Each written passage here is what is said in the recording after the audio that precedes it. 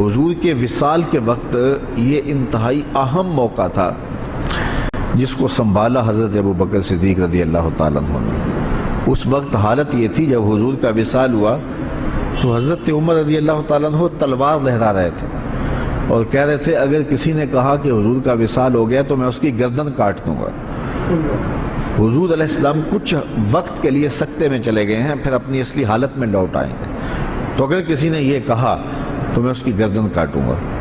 حضرت زید بن عبداللہ کے بیٹے جا کے اپنے باپ کو خبر دیتے ہیں باغ میں کہ ابا جان حضور کا انتقال ہو گیا، تو وہ وہی ہاتھ اٹھا کے اللہ کی بارگاہ میں عرض کرتے ہیں اللہم اذہب بصری حتی لا ارا بعد حبیبی محمد احد صلی اللہ علیہ وسلم۔ وہ کہتے ہیں اے اللہ میری آنکھوں کی بینائی اچک لے، میں ان آنکھوں سے اب حضور کے علاوہ کسی اور کو نہیں دیکھنا چاہتا۔ حضرت انس بن مالک رضی اللہ تعالیٰ عنہ فرماتے ہیں کہ جب حضور مدینے میں داخل ہوئے اس دن سے روشن دن میں نے نہیں دیکھا، اور جس دن حضور کا وصال ہوا اس دن سے تاریک دن میں نے نہیں دیکھا۔ بلال حبشی شہر مدینہ چھوڑ گئے کہ اب ان گلیوں میں حضور نظر نہیں آتے تو شہر میں رہ کے اب کیا کرنا ہے۔ اسی طرح حضرت سیدہ فاطمہ رضی اللہ تعالی عنہ روتی تھیں اور ساتھ کہتی تھیں صبت علیہ مصائب لو انہا صبت علی الایام سرنا لیالیا، میرے اوپر جو مصیبتیں پڑ گئی ہیں اگر وہ دنوں پہ پڑ جاتی تو وہ مصیبتوں سے رات بن جاتے۔ وہ غضبہ نامی اونٹنی جو حضور کی سواری تھی، اس اونٹنی سے حضور کا ہجر برداشت نہ ہوا، وہ حضرت سیدہ فاطمہ زہرا کی دہلیز پر سر رکھ کر کے روتی رہتی تھی اور باقاعدہ اس حال میں اس نے انتقال کیا۔ وہ داراز گوش جس پہ حضور سواری کیا کرتے تھے جسے یافور کہتے تھے، وہ ایک اندھے کنویں میں چھلانگ لگا کے اپنی جان سے ہاتھ دھو بیٹھا۔ جب حضور چلے گئے تو ہم نے جی کے کیا لینا ہے۔ ایک عجیب رنگ تھا کائنات کا۔ اب اس حالت کے اندر کہ صحابہ کے اوپر ایک سکتہ طاری ہے، حضرت عمر تلوار لیے کھڑے ہیں، اور ان حالات میں جو منافق تھے انہوں نے کھیل کھیلا، اور وہ کھیل کیا تھا، بڑا باریک چال تھی ان کی۔ انہوں نے کہنا شروع کر دیا واہ جی واہ، حضور کے موجود ہونے سے کیا رنگ تھا، کیا بہاریں تھیں، کیا نمازیں تھیں، کیا روزے تھے، کیا جہاد تھا۔ اب کس نے نماز پڑھنی ہے، اب کس نے روزہ رکھنا ہے، اب کس نے زکوٰۃ دینی ہے، اب کس نے حج کرنا ہے، اب کس نے اپنے مال کو پیش کرنا ہے۔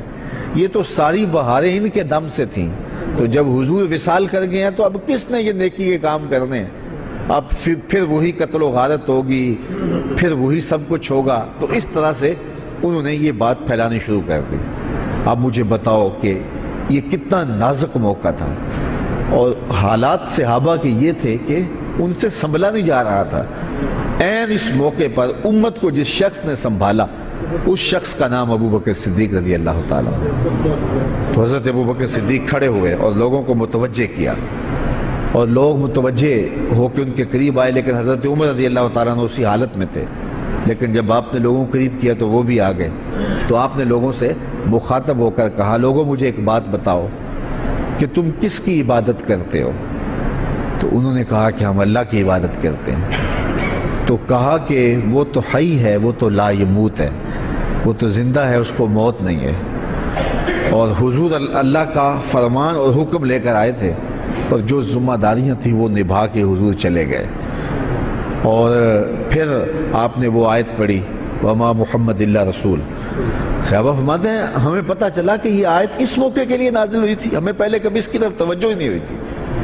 اور پھر فرمایا کیا جس دین کے لیے رسول اللہ نے اپنی ساری زندگی لگا دی، حضور نے اپنی ساری جوانی لگا دی، حضور نے ایک ایک لمحہ جس دین کے لیے صرف کر دیا، کیا حضور کے وصال کرنے کے بعد تم اس دین کو چھوڑ دو گے؟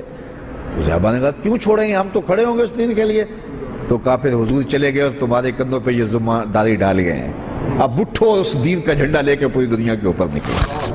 اور اس جملے نے امت کو کھڑا کر دیا۔